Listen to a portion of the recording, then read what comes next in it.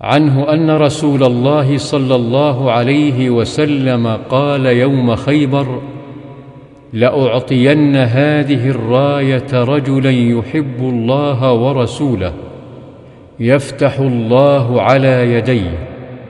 قال عمر رضي الله عنه: ما أحببت الإمارة إلا يومئذ، فتساورت لها رجاء أن أدعى لها، فدعا رسول الله صلى الله عليه وسلم علي بن أبي طالب رضي الله عنه فأعطاه إياها، وقال: امش ولا تلتفت حتى يفتح الله عليك.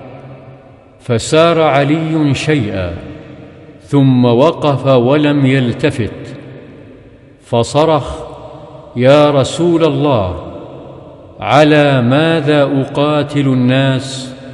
قال: قاتلهم حتى يشهدوا أن لا إله إلا الله وأن محمدًا رسول الله، فإذا فعلوا ذلك فقد منعوا منك دماءهم وأموالهم إلا بحقها، وحسابهم على الله. رواه مسلم.